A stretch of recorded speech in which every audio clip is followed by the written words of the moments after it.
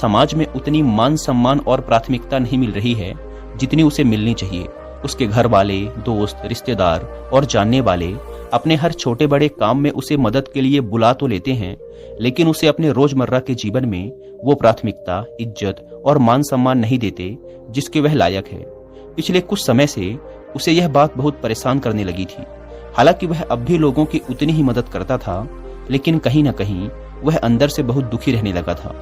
एक दिन ऐसे ही वह अपने घर में बैठा कुछ सोच रहा था कि तभी उसे बाहर से किसी के आने की आहट सुनाई पड़ी। उसने दरवाजे की तरफ नजर घुमाई तो देखा कि उसी की उम्र का एक नौजवान बौद्ध भिक्षु भिक्षाटन के लिए खड़ा है। उस भिक्षु के चेहरे पर असीम शांति और अद्भुत तेज था। लड़के ने घर के अंदर से भिक्षा लाकर भिक्षु के भिक्षा पात्र में डाल दी और उनके जाने का इंतजार करने लगा। लेकिन वह नौजवान भिक्षु पूरी शांति और एकाग्रता से उस लड़के के चेहरे की तरफ देख रहा था। अचानक उसने लड़के से पूछ लिया, तुम किसी बड़ी चिंता में दिखाई पड़ रहे हो। पहले तो लड़के ने भिक्षु के प्रश्न को टालने का प्रयास किया, लेकिन फिर उनके बार बार पूछने और उनके शांत चित्त से प्रभावित होकर लड़के ने अपना दुख बौद्ध भिक्षु को बताना शुरू कर दिया। उसने कहा, मैं हर किसी की मदद के लिए तैयार रहता हूँ, मैं हर किसी के लिए उपस्थित रहता हूँ, लेकिन लोग मेरी उपस्थिति को महत्व नहीं देते। समाज में ना तो मुझे और ना ही मेरी जरूरतों को प्राथमिकता दी जाती है। मुझे मेरे अच्छे कामों का श्रेय भी कभी नहीं मिल पाता। इतनी मदद करने के बाद भी लोग मेरी उपस्थिति को जानबूझकर नजरअंदाज कर देते हैं। मुझे कभी भी मेरी अच्छी नीयत और अच्छे काम के लिए उचित मान सम्मान और श्रेय नहीं दिया जाता, और ये सब मेरे अपने परिवार वालों, दोस्तों और रिश्तेदारों के द्वारा किया जाता है, जिस वजह से मैं बहुत ही ज्यादा आहत और दुखी हूँ। बौद्ध भिक्षु ने उस नौजवान की बात पूरे ध्यान से सुनी और कहा, फिर तो तुम्हें मेरे साथ मेरे गुरु के पास चलना चाहिए। आज आश्रम में हमारे गुरु इसी विषय में प्रवचन देने वाले हैं कि बिना मांगे समाज में उचित मान सम्मान और इज्जत कैसे हासिल करें। वह लड़का भिक्षु के साथ उनके आश्रम चलने के लिए तैयार हो जाता है। जब तक वह दोनों आश्रम पहुंचते हैं तब तक गुरु के प्रवचन देने का समय भी शुरू हो जाता है। तो वह लड़का पहले से कतार लगाकर बैठे छात्रों के पीछे जाकर बैठ जाता है। इसके थोड़ी देर बाद गुरु भी अपना आसन ग्रहण कर लेते हैं। गुरु योग, ध्यान और दर्शन शास्त्र के साथ साथ मानवीय स्वभाव और मनोविज्ञान के भी विशेषज्ञ थे। गुरु ने क्षण भर के मौन के बाद अपना प्रवचन शुरू किया। उन्होंने कहना शुरू किया, क्या आप लोगों ने कभी खुद को ऐसी स्थिति में पाया है जहां आपको लगा हो कि आप दूसरों के लिए प्राथमिकता नहीं हैं? क्या आपने कभी ऐसे समय का सामना किया है जब आपने बहुत बढ़िया काम किया हो, या फिर आपके पास बहुत अच्छी योजना रही हो जिस पर चलकर ही पूरा काम हुआ हो, या फिर आपने सच में किसी का बहुत ही महत्वपूर्ण काम किया हो लेकिन आपको उसका श्रेय नहीं दिया गया? मुझे पता है ऐसे पलों का सामना करना बहुत मुश्किल होता है। दुर्भाग्यवश कई बार जब हम सही दिशा में भी काम कर रहे होते हैं, ऐसा काम कर रहे होते हैं जो सभी के लिए अच्छा होता है और खुद को दूसरों की मदद के लिए उपलब्ध करा देते हैं, लेकिन लोग हमारी उपस्थिति और प्रयासों को उतना महत्व नहीं देते या फिर महत्व ना देने का दिखावा करते हैं। यहाँ तक कि जब आप ऐसे लोगों को खुश करने का प्रयास करते हो जो आपको महत्व नहीं देते, तो ऐसे प्रयासों के बाद आपको और दुखी मिलता है। निश्चित रूप से ऐसे पल व्यक्ति को अंदर से हिला देने वाले होते हैं, और ये स्थिति और भी खराब तब हो जाती है जब ऐसा करने वाला हमारा कोई अपना करीबी हो, जैसे परिवार के लोग, दोस्त या जीवन साथी। वैसे तो हमें किसी से भी मान सम्मान और पहचान की उम्मीद रखनी ही नहीं चाहिए, क्योंकि यह हमारे नियंत्रण के बाहर है, और ऐसी उम्मीद रखने से ज्यादातर समय दुख और निराशा ही हाथ लगती है, क्योंकि ऐसी उम्मीदें कभी पूरी नहीं होती। लेकिन क्या हो अगर मैं कहूँ कि ऐसे कुछ तरीके हैं जिनका उपयोग करके आप किसी के भी जीवन की प्राथमिकता बन सकते हो और समाज में वो मान सम्मान और पहचान हासिल कर सकते हो जिसके आप लायक हो। आज के प्रवचन में मैं तुम्हें 9 ऐसे सफल तरीके बताऊंगा जिनका उपयोग करके आप ये निश्चित कर सकते हो कि आप उन लोगों के जीवन की प्राथमिकता बने रहो जिनसे आप प्रेम करते हो, जिनकी परवाह करते हो, या जिनके लिए आप चाहते हो कि आप उनके जीवन की प्राथमिकता बने रहो। तो मेरी इन 9 बातों को ध्यान से सुनना। पीछे बैठा वह नौजवान लड़का पूरे ध्यान से गुरु की बातें सुन रहा था। गुरु ने कहना जारी रखा, पहला नियम, खुद को खोने का डर पैदा करो। यह सबसे शक्तिशाली मनोविज्ञान तकनीकों में से एक है जिसका उपयोग आप किसी के भी जीवन में अपना महत्व बढ़ाने के लिए कर सकते हैं। खुद को खोने का डर पैदा करके आप सामने वाले को मजबूर कर सकते हैं कि वह आपको भी अपने जीवन में उचित प्राथमिकता दे। लोग अक्सर नई चीजों को पाने के लिए उतना उत्साहित नहीं होते जितना जो उनके पास है उसे खोने से डरते हैं। इसीलिए अगर आप चाहते हैं कि सामने वाला आपको अपनी प्राथमिकताओं वाली सूची के शीर्ष पर रखे, तो उनके दिमाग में तुम्हें खो देने का डर पैदा करो और ऐसा करने के लिए खुद को उनसे भावनात्मक रूप से दूर करना शुरू कर दो। अपनी भावनाओं और व्यक्तिगत बातों को उनसे साझा करना बंद कर दो। अपना समय और ऊर्जा दूसरे लोगों के साथ भी बांटना शुरू करो। यह चीज उन्हें महसूस करवाएगी कि अब वो तुम्हारे लिए उतने महत्वपूर्ण नहीं रहे जितने पहले थे। यह एक बहुत ही शक्तिशाली तकनीक है, लेकिन इसका उपयोग बहुत ही सावधानी से किया जाना चाहिए, क्योंकि अगर आप उनसे बहुत ज्यादा दूरी बना लेते हैं तो हो सकता है कि वो आपको वापस पाने की कोशिश करना ही छोड़ दें। इसीलिए आपको इस तकनीक का उपयोग बुद्धिमानी से और संतुलन में करना चाहिए। दूसरा नियम, अपनी उपस्थिति को कम करो। आपने अक्सर देखा होगा कि जो चीज कम मात्रा में होती है उसकी कीमत अपने आप बढ़ जाती है, और यही प्रकृति का भी नियम है कि जो चीज जितनी कम उपलब्ध होगी वो उतनी ही मूल्यवान बन जाएगी, और यही नियम मानवीय संबंधों पर भी लागू होता है। इसीलिए अगर आप चाहते हैं कि लोग आपकी इज्जत करें और आपकी उपस्थिति को महत्व दें, तो आपको अपनी उपस्थिति को कम करना होगा, क्योंकि आप जितना ज्यादा उपस्थित रहेंगे आपकी उपस्थिति का महत्व उतना ही कम होता चला जाएगा और लोग आपको हल्के में लेना शुरू कर देंगे।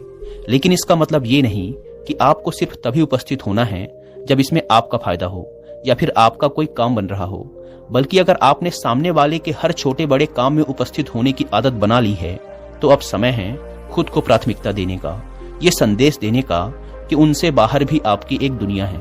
आपका समय सिर्फ उनके लिए नहीं है और ना ही आप सिर्फ उनका इंतजार कर रहे हैं। सिर्फ यह एक आदत सामने वाले की नजरों में आपके समय और उपस्थिति का महत्व कई गुना बढ़ा देगी।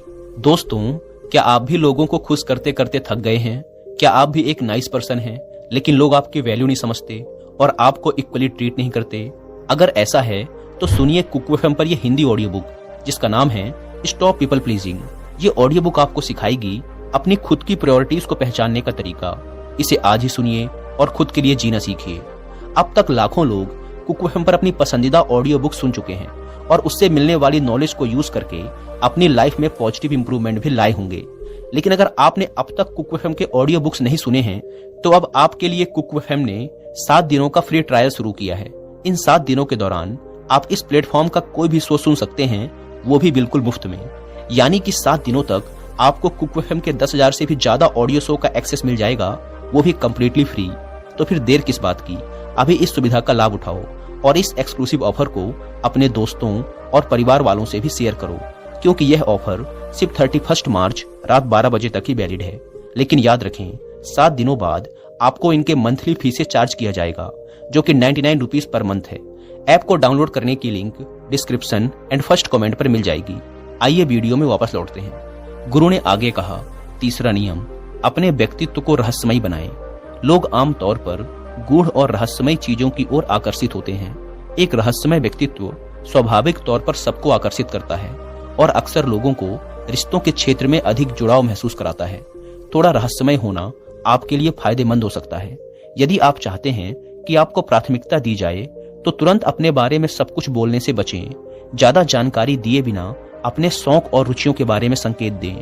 प्रश्नों के थोड़ा घुमा फिरा कर अस्पष्ट उत्तर दें और अपने अतीत के बारे में सब कुछ ना बताएं।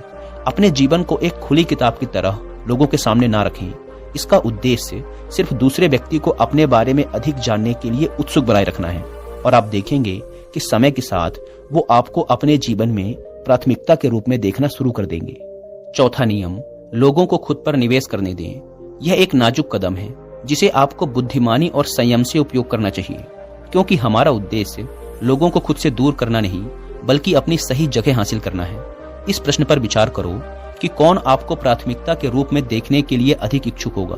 कोई ऐसा व्यक्ति जिसने आप में बहुत अधिक निवेश किया है, या कोई ऐसा व्यक्ति जिसने आप में बिल्कुल भी निवेश नहीं किया है? उत्तर स्पष्ट है। तो यदि आप चाहते हैं कि कोई आपको प्राथमिकता के रूप में देखे, तो आपको उन्हें अपने में निवेश करने की अनुमति देनी होगी। यह कई तरीकों से किया जा सकता है। उदाहरण के लिए, उन्हें अपना समय आप पर निवेश करने दें, उनकी भावनाओं को अपने से जुड़ने दें। केवल उन झूठी उम्मीदों को बढ़ावा ना दें जिन्हें आप जानते हैं कि आप पूरा नहीं कर पाएंगे। साथ ही यह भी दिखाएं कि आपका समय मूल्यवान है। हमेशा उपलब्ध ना रहें और कभी कभी उन्हें भी आपका इंतजार करने दें। आपका यह व्यवहार सामने वाले को यह संदेश भेजेगा कि आप खाली और फालतू नहीं हैं, और अगर उन्हें आपका समय और ध्यान चाहिए तो उन्हें भी प्रयास करना पड़ेगा। इससे सामने वाला आपको गंभीरता से लेगा और आपको प्राथमिकता देना शुरू कर देगा। लेकिन याद रहे कि इस तकनीक का उपयोग समझदारी से करना होगा। इसकी अति ना करें, अन्यथा परिणाम आपकी इच्छा के विपरीत हो सकता है। 5वां नियम, खुद को और अपनी जरूरतों को प्राथमिकता दें। इसका मतलब स्वार्थी होना नहीं है। खुद को प्राथमिकता देने का मतलब है स्वयं को ऐसी जगह पर ना होने देना जहां आप एक प्राथमिकता नहीं है। उदाहरण के लिए, अगर आप जानते हैं कि कोई आपको उतनी इज्जत नहीं दे रहा है जितनी उसे आपको देनी चाहिए, तो फिर ऐसे इंसान से क्यों इतनी नजदीकियां बढ़ाना। ऐसे लोगों के बीच रहकर जो आपको अपनी प्राथमिकता मानते हैं और महत्व देते हैं, ज्यादा संभावना है कि दूसरे भी आपको उचित सम्मान देना शुरू कर दें और आपका अपनी नजरों में जो आत्मसम्मान बढ़ेगा वो अलग से। गुरु ने आगे कहा, आप सबका ये समझना जरूरी है कि आप स्वयं के प्रति दूसरे व्यक्ति की भावनाओं को नियंत्रित नहीं कर सकते। आप स्वयं के प्रति केवल खुद की भावनाओं को नियंत्रित कर सकते हैं। इसीलिए यदि आप किसी के जीवन में प्राथमिकता बनना चाहते हैं तो सुनिश्चित करें कि पहले आप अपने जीवन में प्राथमिकता बने। 6वां नियम, किसी को भी अपने जीवन का केंद्र मत बनाओ। किसी को भी अपने दिमाग में इतना बड़ा मत बनाओ कि वो आपके जीवन का केंद्र बिंदु बन जाए कि जब तक वो इंसान आप पर ध्यान न दे, आपकी तारीफ न करे, आपको खुशी नहीं मिलती। अगर उस इंसान ने कह दिया कि आज आप अच्छे लग रहे हैं या आपने ये काम अच्छा किया है तो आप खुश हो जाते हो। लेकिन अगर किसी दिन उसी इंसान ने कह दिया कि आप ठीक नहीं हो या आपका ये काम मुझे पसंद नहीं आया, तो आप दुखी हो जाते हो। अगर आपने इस स्तर तक किसी और को अपने जीवन का नियंत्रण दे रखा है, आपने उसको इतना बड़ा बना रखा है, तो खुद को दुखी करने की व्यवस्था आपने खुद कर रखी है। क्योंकि आपकी भावनाओं की चाबी उस व्यक्ति के हाथ में है। वो जब चाहे आपको खुश कर सकता है और जब उसका मन करे वो आपको दुखी भी कर सकता है। कोई भी इंसान कभी भी ऐसे व्यक्ति को गंभीरता से नहीं लेता जब उसे पता चल जाता है कि सामने वाला मेरे ध्यान और परवाह का भूखा है। इसके विपरीत जब लोगों को ये लगने लगता है कि आपको उनके ध्यान की परवाह नहीं है, तो वो आपकी तरफ और आकर्षित होते हैं और समय के साथ आपको और भी महत्व देने लगते हैं। 7वां नियम, हमेशा बातचीत शुरू करने वाला व्यक्ति बनना बंद करो। अगर आप ऐसे व्यक्ति हैं जो हमेशा खुद सामने वाले से बातचीत की शुरुआत करते हैं, तो अपनी इस आदत पर लगाम लगाइए। यह नियम कुछ लोगों को अजीब लग सकता है, क्योंकि अगर हम किसी के जीवन में प्राथमिकता बनना चाहते हैं तो क्या हमें बातचीत की शुरुआत करने वाला व्यक्ति नहीं बनना चाहिए? तो इसका जवाब है नहीं। क्योंकि जब आप हमेशा बातचीत की शुरुआत करने वाले व्यक्ति बन जाते हैं तो सामने वाला आपको हल्के में लेना शुरू कर देता है। वह इस बात का आदी हो जाता है कि बातचीत की शुरुआत आप ही करेंगे। इसीलिए वह अपनी तरफ से कोई भी प्रयास करना बंद कर देता है और आपको कम महत्वपूर्ण समझना शुरू कर देता है। तो फिर समाधान क्या है? समाधान है कि पहले से बातचीत शुरू करना बंद कर दो और परिणाम देखो। यदि दूसरा व्यक्ति वास्तव में आपकी परवाह करता है तो वो आपसे संपर्क करने का प्रयास जरूर करेगा। 8वां नियम, अपनी खुशी खुद बनाओ। अगर आप किसी के जीवन की प्राथमिकता बनना चाहते हैं तो यह सबसे जरूरी है कि आप अपनी खुशी खुद ढूंढें, ना कि किसी पर अपनी खुशी के लिए निर्भर करें।